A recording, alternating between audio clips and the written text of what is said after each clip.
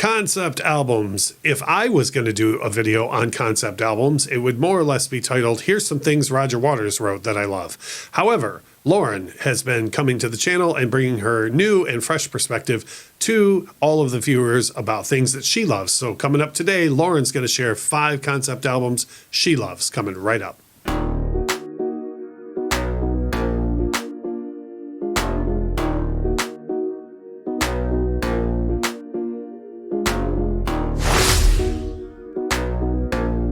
Hey everybody, it's Russ from the Infectious Groove YouTube channel and Infectious Groove podcast, and I have with me, as always, Lauren from the Beard Owl podcast. And as I said in the intro of the video, you told me you wanted to do a 5 concept albums you love video, because if I was going to do one, it would be, here's how I spent my summer vacation listening to Roger Waters. Right. Having said that, unbeknownst to me, other people made concept records besides Roger Waters and Pink Floyd. Who knew? I did. Lauren, share 5 with us that you love. Sure. So the first one on the list, I feel like the band name became a joke with Austin Powers, but the Alan Parsons Project, The Turn of a Friendly Card, I think it's an awesome concept album. And full disclosure, I only learned about them after Austin Powers because I didn't get the joke, and my dad goes, here. Oh, right. And so I listened to this and I was like, wow. And this is a concept album about the dangers of gambling, which, again, when I listened to this for the first time, I didn't know the dangers of gambling. But I mean, the music is absolutely beautiful, and the whole second side is like one piece. So what record?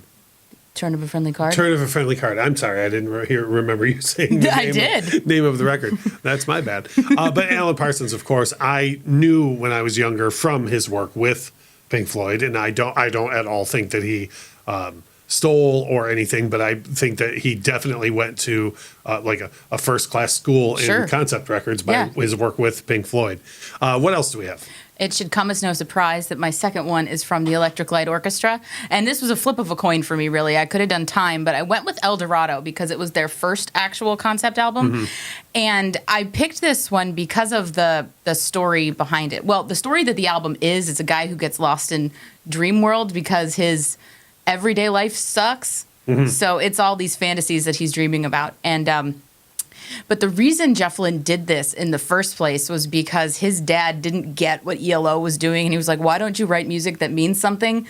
So Jeff Lynne sat down and wrote an album that means something. Yeah, it's crazy how many people in music are just trying to impress their fathers. Yeah. It's really true. So Alan Parsons, ELO, what else do we got? Another big shocker coming from me is Elton John, Captain Fantastic and the Brown Dirt Cowboy. This album obviously recounts Elton and Bernie's, the early stages of their career and kind of how they got to where they are. But I love the way Elton sounds on this album because it was before his voice got deeper, but he sounds like he's seen some stuff where you listen to his early stuff and it's like, okay, he's still got little baby voice, but this song, this is my favorite Elton vocal. I know this sounds silly, but the title of this record makes me just be like, oh, well, that's probably a concept album. You know what I mean? Like, it just, before you even look at the cover, which looks like a comic book frame, at least to me, that's what I see. The cover of this is actually a take on Botticelli's Birth of Venus. Oh, okay. Well, there you go. So the whole thing, from the title all the way through, you're like, well, that's probably a concept album. All right, we got 2 more? 2 more. What do we got? The Decemberists, The Hazards of Love. A more modern choice. It is. I know. I love and what's the story on this record? This is this is the Decemberists' most perfect thing. Essentially, it's a bedtime fairy tale for adults. So okay, like a hopeful and whatnot, or well, the hazards of love. Yeah. Okay. So kind of. And I am actually not very familiar with the Decemberists. Is it folky, bluegrassy, and all of the above? None of the above? It's not really bluegrassy. It's the best way to describe it is this is rock for English lit majors. Fantastic. Moving on. What is number 5 of concept albums you love? Okay, so people don't give this artist enough credit ever. Randy Newman, Good Old Boys.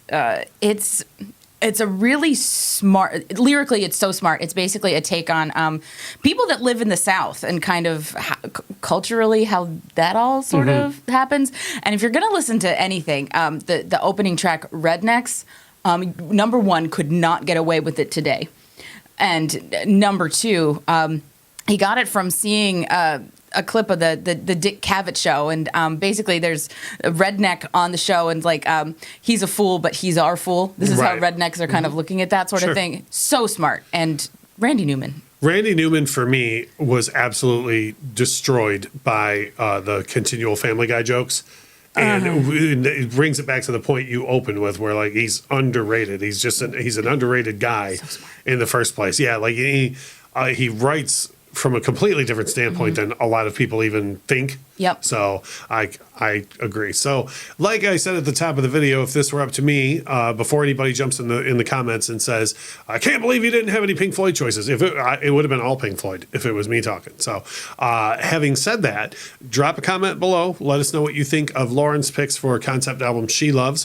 What are some concept albums that you love? We can all talk about The Wall all day for all I care. It doesn't matter to me. But as we always say in these videos, though, please make sure to drop a like, get in the comments below, share the video around social media, tell your friends and family. Thank you so much for watching.